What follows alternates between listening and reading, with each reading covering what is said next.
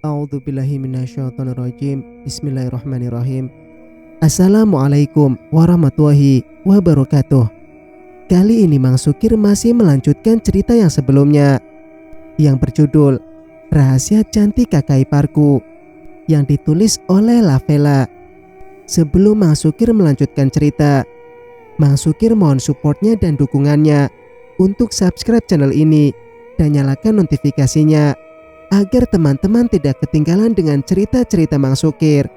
Tak usah berlama-lama, mari kita lanjut ke ceritanya.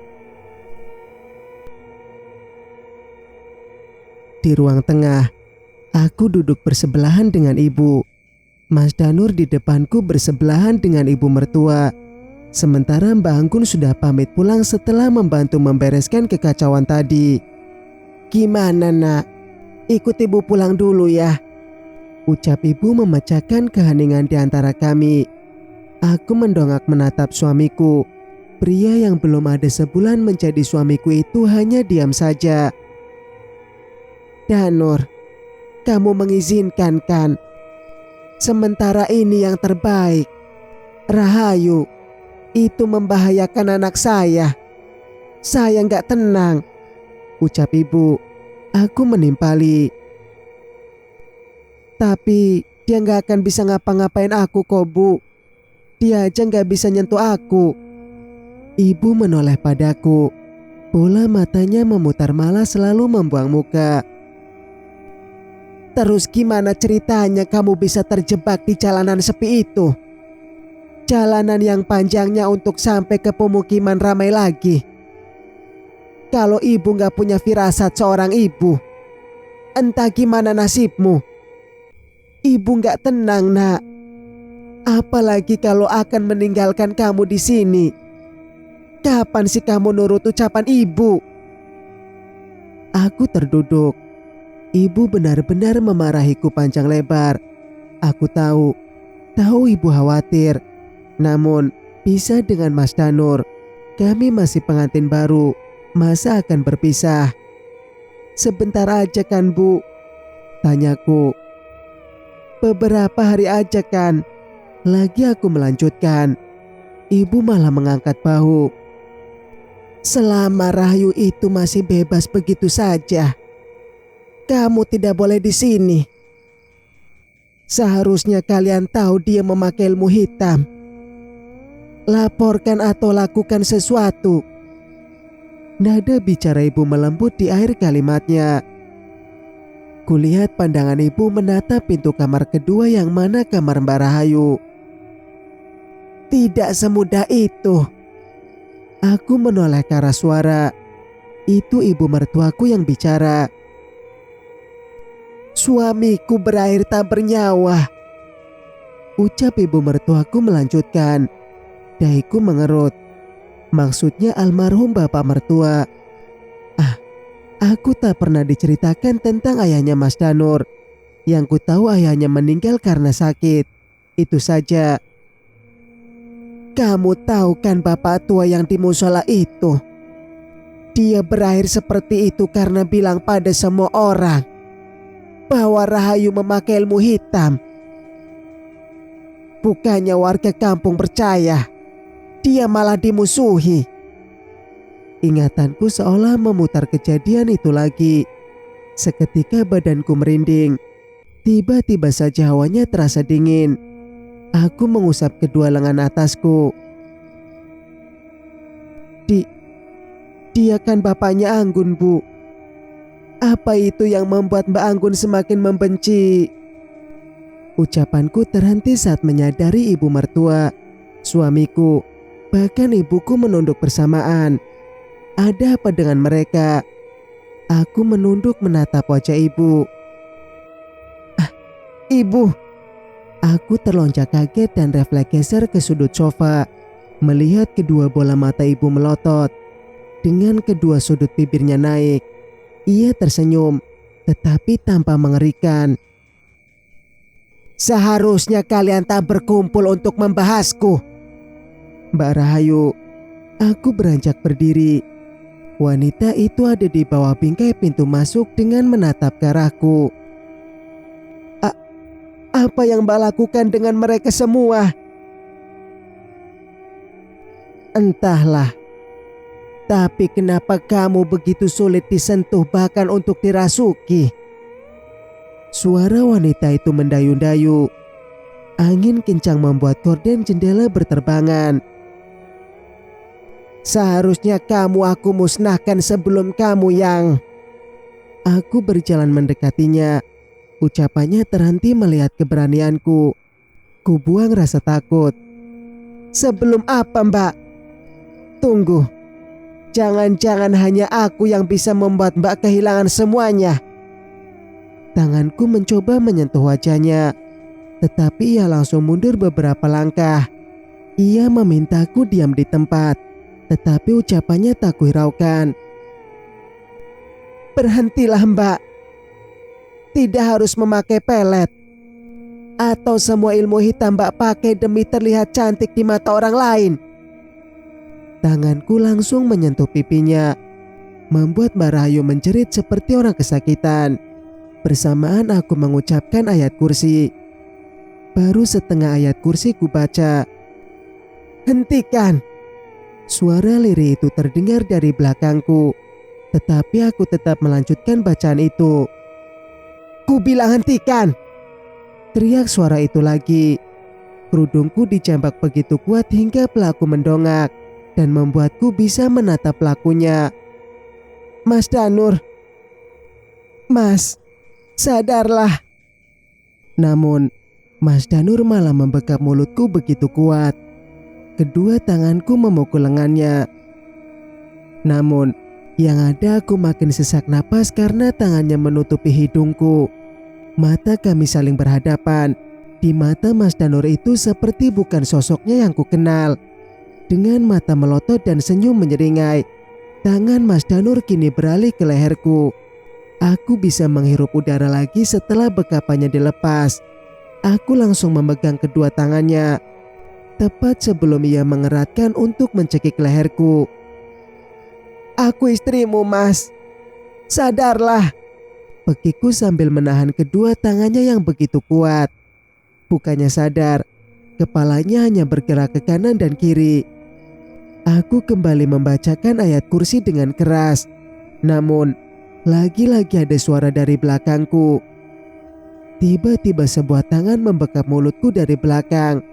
Saat aku menoleh melihat siapa itu, ternyata itu ibu mertuaku. Apa-apaan ini, Mbak Rahayu? Pekiku kesal setelah menggigit tangan ibu mertuaku hingga bekapannya terlepas. Wanita yang berdiam diri di bawah bingkai pintu itu hanya tersenyum menatapku. Bahkan matanya tak berkedip sekalipun. Tetapi tiba-tiba seperti ada darah mengalir dari kedua matanya. Aku menelan ludah. Sementara posisiku tidak menguntungkan. Menahan tangan Mas Danur. Juga terus menggelengkan kepalaku agar tangan ibu tak mudah membekap mulutku. Bacaan ayat kursiku tak bisa fokus. Mungkin inilah tujuan Mbak Rahayu. Wanita itu malah berjalan ke arah kamarnya tanpa pedulikan aku. Sementara aku terus berjuang hingga terdengar suara azan maghrib. Tangan Mas Danur terasa melemas cekikannya. Ibu dan suamiku terjatuh pingsan di lantai. Mas, Ibu. Pekiku mencoba menolongnya. Yumna. Suara ibu mengejutkanku. Saat aku menoleh terlihat ibu sudah sadar. Jangan bantu mereka. Kita harus pergi dari sini, Nak. Ibu menarik tanganku, terus memaksa hingga tiba di perkarangan. Di sebelah motor ibu menampar wajahku. Ibu. Sadar, Yumna. Meski dia tak bisa menyentuhmu bukan berarti kamu selamat. Menjauh dari Rahayu dulu untuk sekarang, ucap ibu. Aku menoleh pelan ke arah rumah. Tanpa sadar air mataku luruh begitu saja. Siapa yang tak sedih pernikahan baru seumur jagung dapat masalah seperti ini. Dunia indah setelah pernikahan hanya fiktif belaka bagiku. Singkat cerita, motor berhenti di depan sebuah rumah. Aku mengernyitkan dahi sebab merasa asing dengan rumah ini. "Rumah siapa ini, Bu?" tanyaku. "Masuk aja dulu, Nak. Ini rumah adiknya kakekmu," jawab ibu. Aku menurut, mengekori ibu sambil memperhatikan rumah di depanku. Rumah yang berbentuk seperti rumah adat Jawa Tengah, joglo. "Assalamualaikum," ucap ibu mengetuk pintu. Hingga di salam ketiga, baru terdengar jawaban dari dalam. Seorang pria tua memakai sarung dengan peci di kepalanya menyambut kami. "Siapa ya?" "Ini saya, Le. Anak keduanya Jumiati," jawab ibu. Kakek itu tanpa berpikir sejenak. Ia memandangiku dan ibu bergantian. Kakek itu tersenyum setelahnya, lalu mengarahkan tangannya padaku. Inisiatif aku mengambil tangan itu untuk menyalaminya. "Ya ampun, cucuku udah besar. Terakhir Mbah lihat kamu pas masih segini," ucapnya terkekeh. "Sekarang sudah cantik aja," lanjutnya. Refleks aku tersipu. Tak bisa menyembunyikannya, alhasil ikut senyum-senyum. Kami diajak masuk. Begitu pintu terbuka langsung ada ruangan luas dengan tikar membentang. Adik dari kakekku itu mengajak duduk di tengah-tengah ruangan itu. "Le, aku nginep sama anakku di sini boleh?" tanya ibu. "Lah, pakai nanya, Nduk. Ya boleh toh," jawab kakek. "Aku ini adiknya ayah ibumu, Nduk." Aku sempat bingung sejenak mendengarnya. Namun, seperkian detik aku manggut-manggut paham. "Jadi panggil saja Mbah Yan ya?" "Iya, Mbah," jawabku mengulum senyum. Namun, tiba-tiba senyum Mbah di depanku berubah. Ia menatap ke arahku, namun matanya tak tertuju padaku. Aku menoleh ke sebelah kanan, tak ada siapapun. Lalu ke arah kiri yang hanya ada ibu. "Bang, liatin siapa?" tanyaku dengan perasaan mulai curiga ada sesuatu. Dengan mata melirik ke kanan dan kiri, aku merasakan hawa yang berbeda. Ibu bahkan melambaikan tangannya di depan wajah Mbah. "Ah, maaf, Nduk." Aku menghela napas lega. Kukira Mbah Yan akan mengalami hal yang sama seperti ibu mertuaku dan suamiku. "Mbah tadi lihatin apa?" tanyaku lagi. Sebuah jawaban kuharapkan keluar dari ucapan Mbah Yan. "Yang jagain kamu," jawabnya singkat, padat, dan berhasil membuatku menelan ludah. Singkat cerita, mataku terbuka saat merasakan panggilan malam. Bergegas aku turun dari ranjang dan keluar kamar. Duh, lupa nanya kamar mandi di mana membuatku bingung. Aku terus berjalan lurus. Bukannya kamar mandi, malah aku mendengar suara ibu seperti bicara dengan seseorang. "Bisa kan, Le? Kasihan anakku." Benar, itu suara ibu. Aku jadi diam di tempat dan menguping pembicaraan mereka berdua. "Bisa, Nduk. Tapi apa nggak dibantu dulu itu kakak iparnya, biar lepas dari jeratan ilmu hitam?" ucap Mbah Yan. "Maksudnya anakku suruh bantuin?" Suara ibu menjadi sedikit tinggi. "Tadi saja anakku hampir dibunuh, Le. Sebelumnya ia juga dibuat tersesat di jalan sepi. Enggak, aku nggak mau anakku terlibat lagi. Sudah cukup." Aku merasa sependapat dengan Mbah Yan. Apa aku harus diam saja setelah semua ini? Bagaimana dengan pernikahanku dan ibu mertua? Suami dan ibuku ada di lingkaran barahayu. Hidup mereka tak akan tenang. Apalagi keduanya sudah pernah kesurupan karena kakak iparku itu. Perlahan langkahku mundur dan kembali ke ranjang. Tiba-tiba ingin pipis silang bersamaan dengan rasa khawatir pada suamiku. Ponsel milik ibuku diranjang kurai dan segera menelpon Mas Danur. Berharap suamiku sudah sadar dari pingsannya tadi.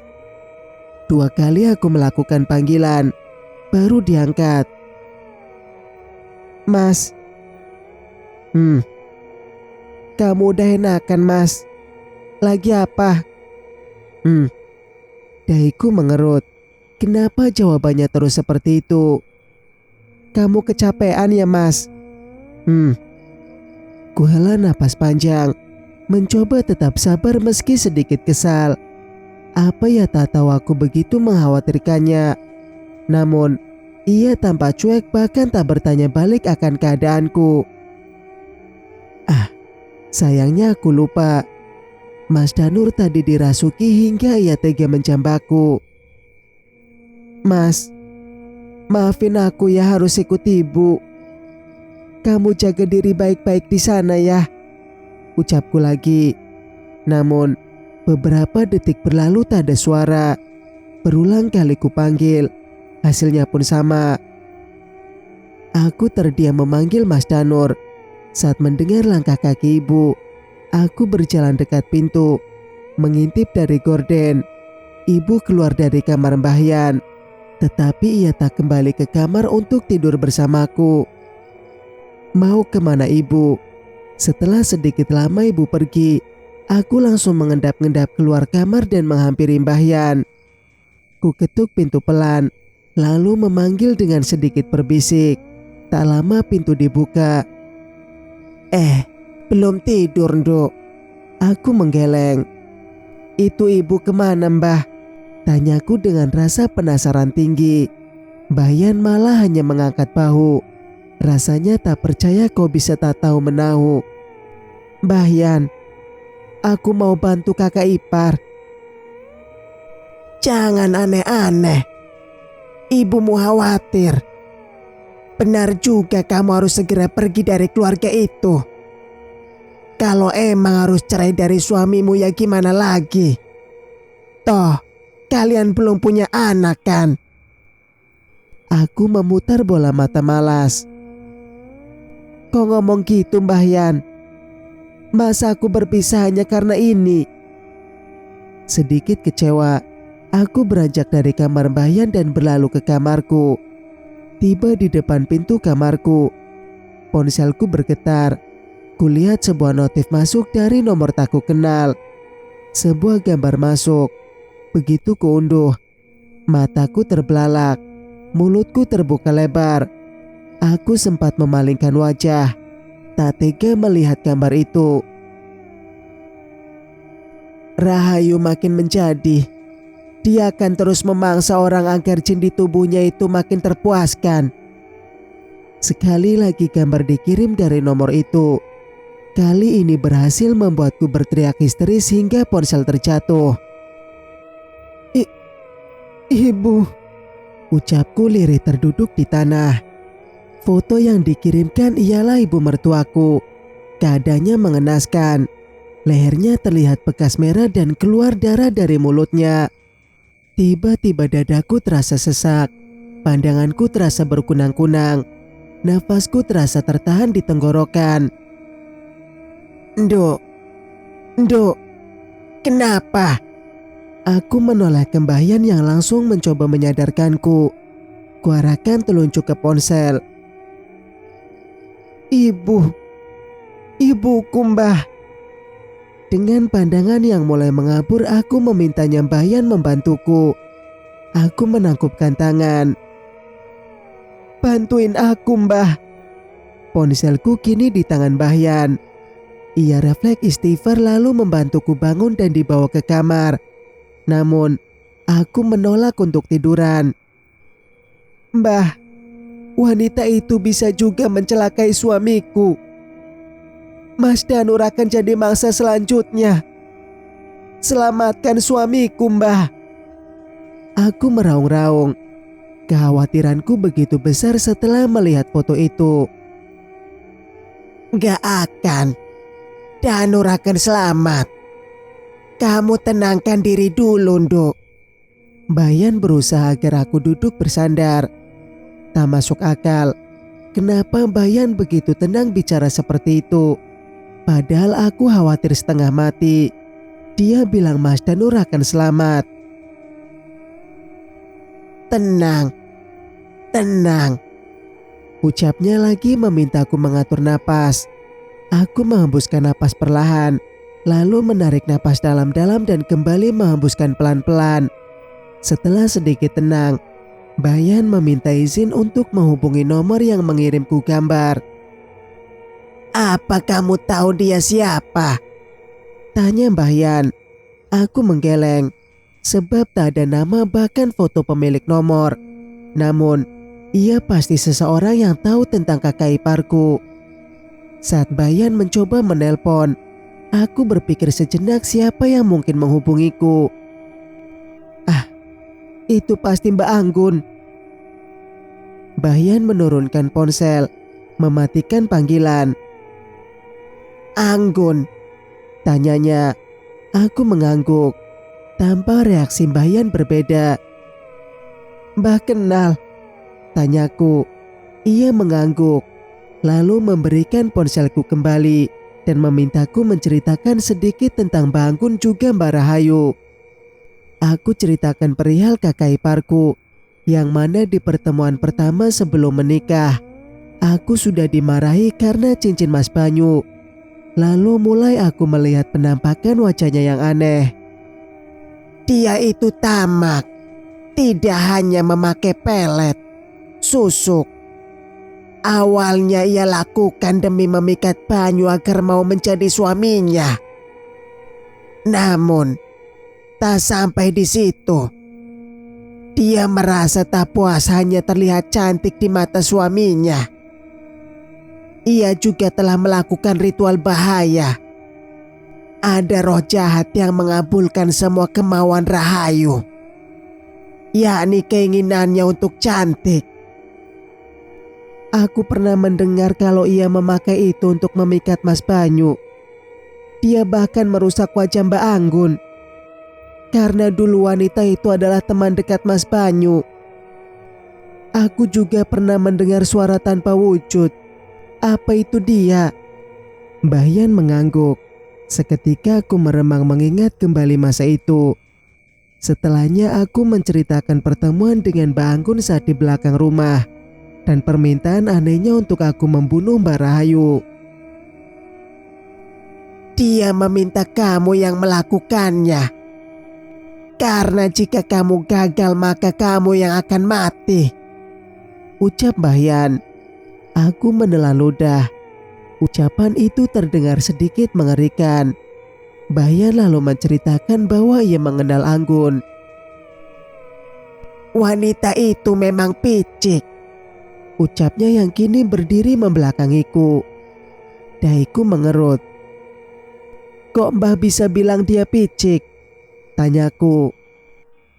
Dia kan yang mengirimmu pesan foto tersebut, agar kamu pulang dan terjebak di sana sampai kemauannya terwujud. Ia ingin dengan matinya Rahayu wajahnya akan kembali pulih kan? Kuanggukan kepala. Iya Mbah, katanya gitu. Dan bapaknya juga sudah dijadikan korban oleh kakak iparku itu. Bayan sontak berbalik. Dia sudah mati. Wajahnya tampak sangat terkejut. Berani sekali dia membunuh guruku, ucapnya. Setelah berkata demikian, Bayan membantuku untuk turun dari ranjang. Ayo kita ke sana sekarang. Aku sempat terperangah sebab Bayan langsung berubah pikiran. Kami berdua naik motor tuan Bayan, sedangkan ibu entah kemana dia pergi. Bayan sendiri tidak tahu. Sepanjang perjalanan Bayan terus memintaku menatap ke depan dan jangan menggubris apapun yang kulihat. Benar saja setiap jalan selalu ada yang menatapku. Kenapa sekarang aku bisa melihat mereka dengan jelas, Mbah? Tanyaku.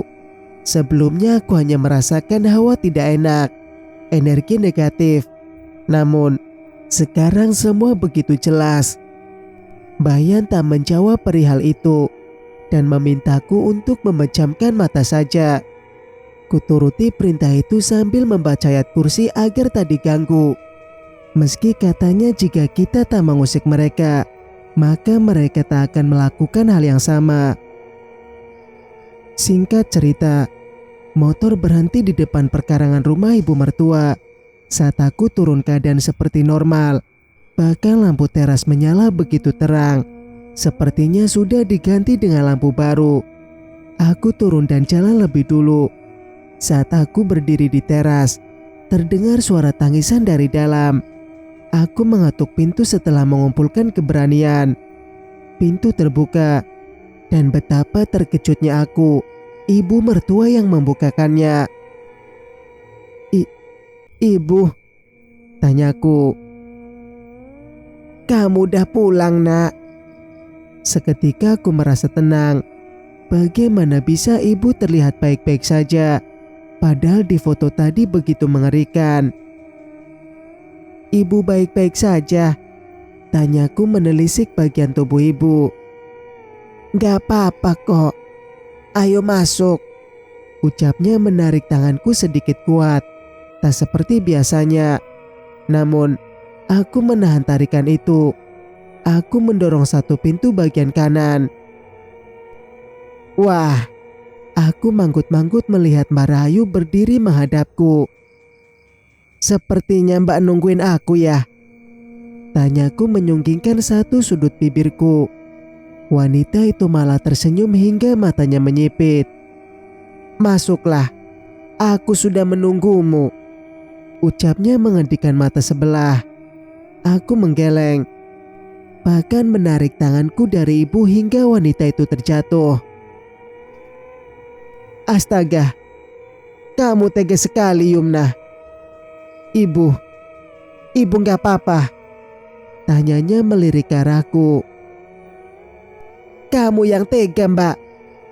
Kamu, ujarku membalas kedipan matanya tadi. Kini, ada satu hal yang ku tahu.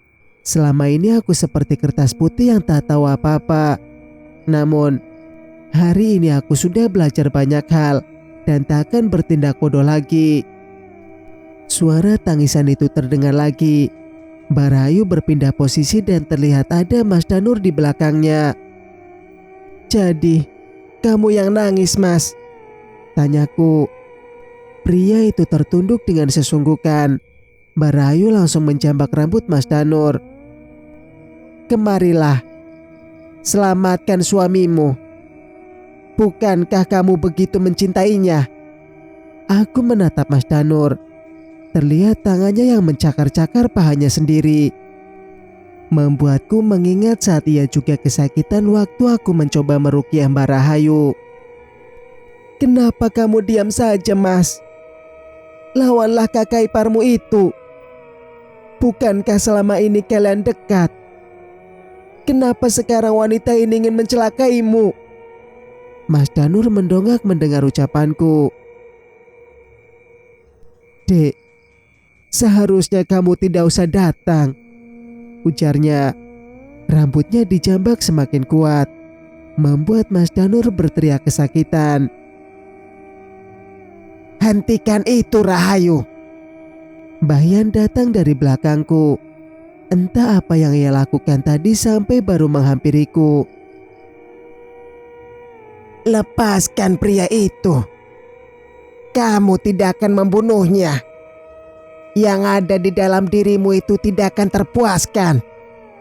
Justru ia akan terus-menerus ingin yang lain.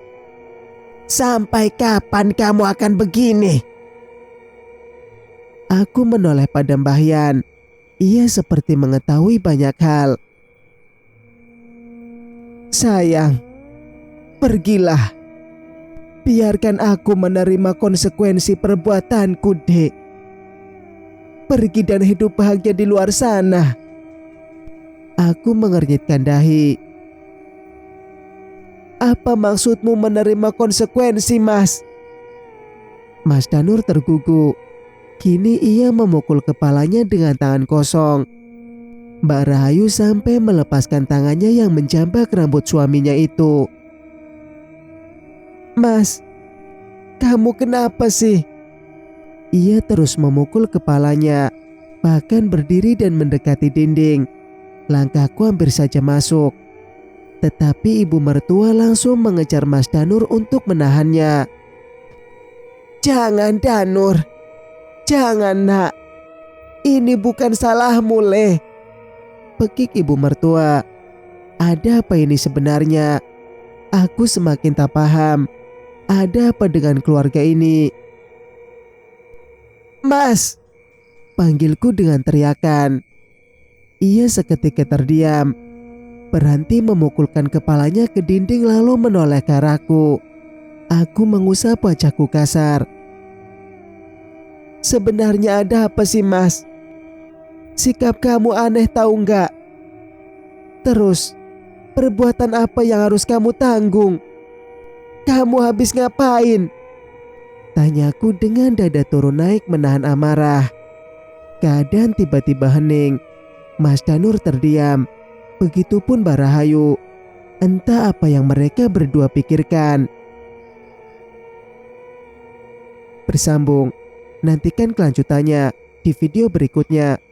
Wassalamualaikum warahmatullahi wabarakatuh.